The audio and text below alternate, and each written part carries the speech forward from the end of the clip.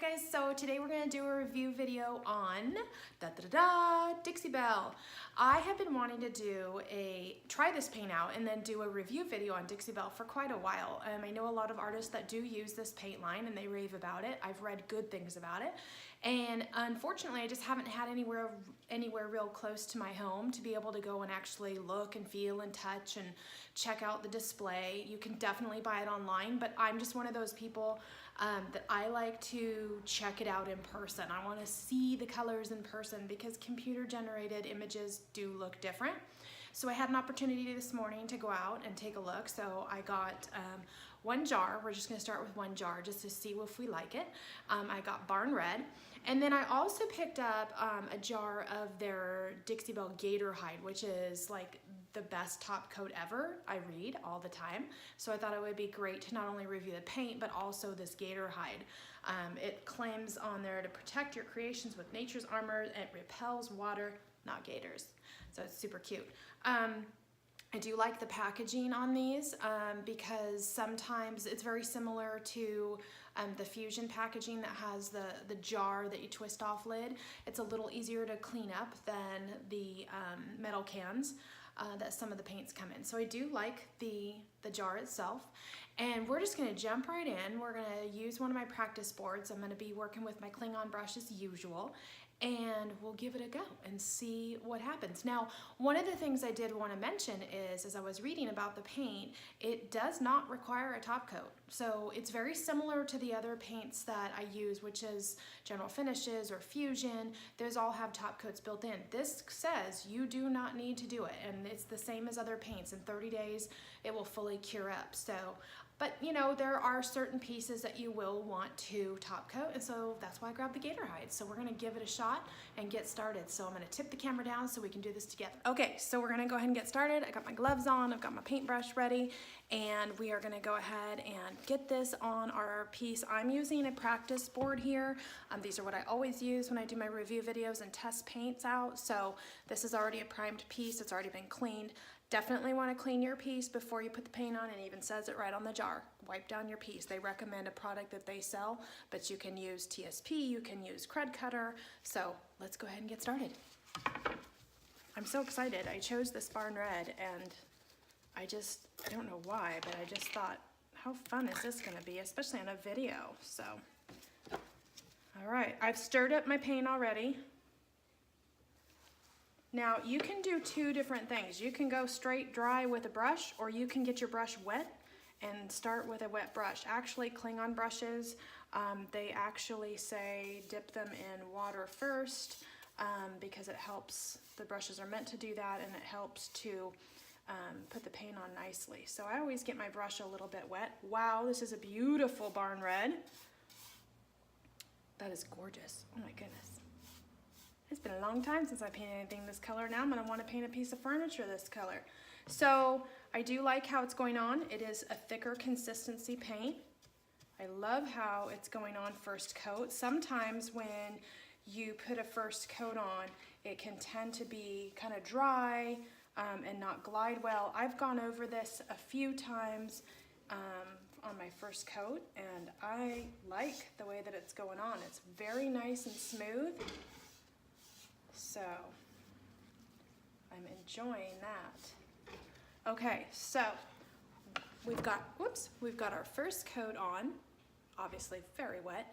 We're gonna go ahead and let this dry, and then I will come back and we'll do our second coat. And typically, I believe when I read it's gonna take 2 coats, maybe sometimes 3 if you want a super full coverage. With no peek through at all, but we'll go and do the second coat after this is dry.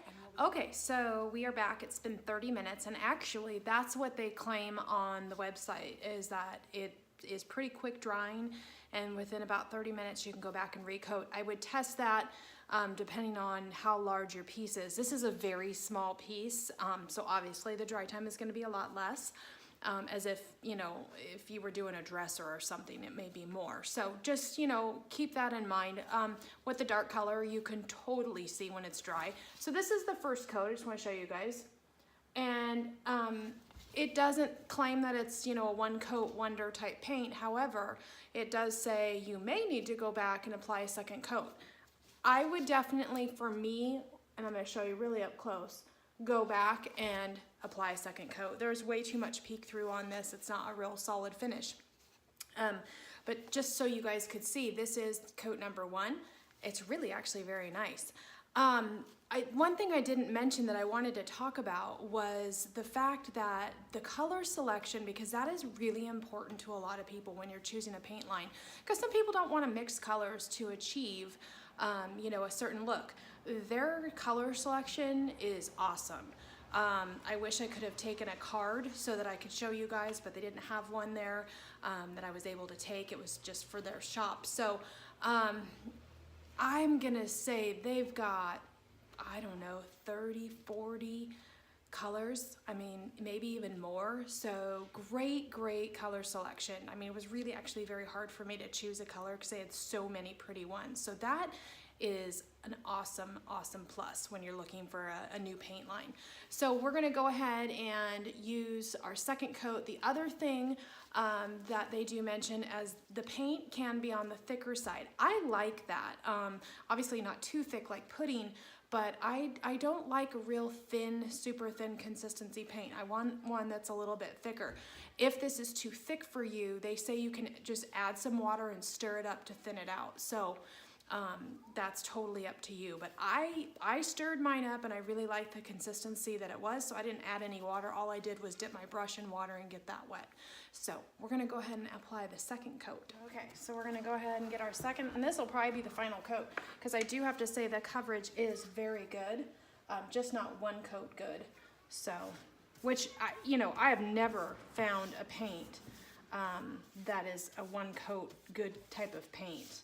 I really think that most paints need 2 and even sometimes 3. I mean, on whites or light colors, I've used 4 and 5 coats. So that's just typical of an extremely light color. So got something in my paint there.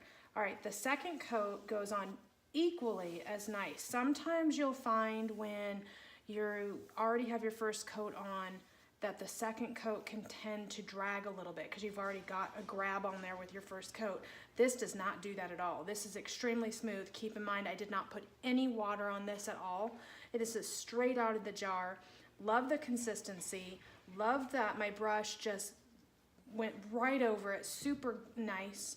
It glided very well, and I'm really happy with that. So I'm gonna leave that alone and not mess with it too much. But I did notice, you know, I have a tendency to go over things a few times, maybe sometimes too many, and that didn't even seem to affect the way that my finish looks. So far, so good. I am loving the Dixie Bell paint. I thought I would. I wasn't real hesitant thinking I wouldn't like it, but I'm kind of loving this. So let me just show you guys. So that's our second coat, wet. And I'll come back in 30 minutes and we'll look at it dry together. Hey guys, so here we are, second coat, super impressed. You know, I paint a lot and 2 coats is pretty much not the norm. I almost always have to do 3. Let me show you close up. This is 2 coats, super nice. Love the sheen. It's in between kind of a matte and a satin, so it's got a little sheen to it. Really like it. 2 coats. There is not a single bit of peek through on this piece. Mind you, it is a darker color, but I'm very impressed. So this is basically ready to go. Now, as I mentioned earlier, you do not have to top coat the Dixie Bell paint. That is definitely an option, and I am gonna go ahead and try the Gator Hide today. After this is completely dry, I'm gonna give this a while to kind of really dry up, and then I'll go ahead and we'll do that together. So I'm excited to try the Gator Hide and move on to the next step. But if you were to ask me, would I buy this paint? Absolutely. What's the price point? For 8 ounces, hold on, for this 8-ounce jar, at my retailer it was $12.95. I think it's probably about the same everywhere. That is not a bad price whatsoever. I'm used to getting the larger pints, or even I get a quart sometimes, so this is a little less than I'm used to getting. However, it does say a little goes a long way. So One thing to keep in mind also that it does say is that when you leave the lid off, the paint will tend to thicken. So my suggestion is to not leave the lid off any longer than you have to. A lot of times what people do is pour into a disposable bowl their paint and then work off of that. So you can do that as well. So really, really cool. Love the paint, love the color, love the coverage. So far, I'm giving this a complete thumbs up. So we'll go ahead and let this set up for a while, and then we'll go ahead and try the Gator Hide Top Coat, so stay tuned. Okay, so I'm gonna go ahead, and I am not using gloves for this, but with water-based stuff, I usually don't. So we're gonna go ahead and put this on with a foam brush. You can do it with a foam brush. You can do it with I like to use, for my large pieces, a staining pad with a nylon over it. That is my trick to getting the smoothest finish ever, and it is wonderful. I've talked about that in one of my other videos. I think it was my paint and stain, or not my paint, my stain video. But that is like my number one. But again, we're working with a very small piece here, so I am going to just use this foam brush. This goes on really nice.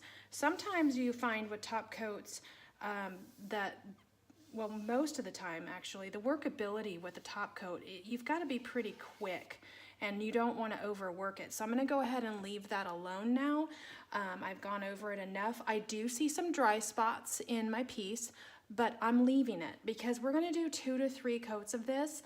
And so I'm gonna leave that and I'll pick that up on my next one. The most important thing is to make sure you don't have any globs or drips, and on this piece we do not. I'm super anxious to see how this dries up. So 2 hours in between coats is what they advise. So we're gonna follow the directions because I'm a direction follower and I like my stuff to come out well. So we will be back in 2 hours to check it and reapply. So far so good. About an hour and a half. Which is more than ample time for a small piece like this. The jar does say 2 hours, so definitely follow the instructions on the jar. I never rush my top coats.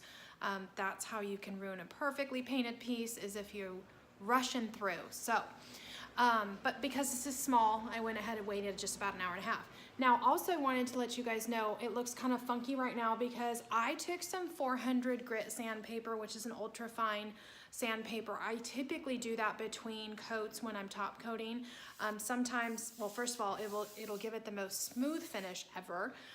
But sometimes you'll get a little hair or fiber that will fly into it, or dust.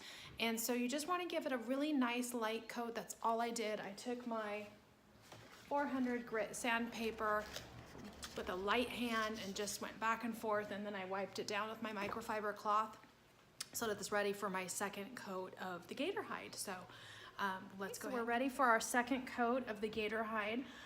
Again, I'm just gonna do the same thing I did on the first coat, thin, even coats from the start of the piece to the finish. I'm using a foam brush in case you guys missed that. And I do have to say, this is really easy. I have worked with some top coats, and that's typically most people's issue, are the top coats. Like the paint will go on beautifully and everything is working well, and then you go to top coat it and everything kind of explodes. So top coating can definitely test your patience when you're painting pieces. In this case, I have to say, I'm pretty impressed through and through with this Gator Hide.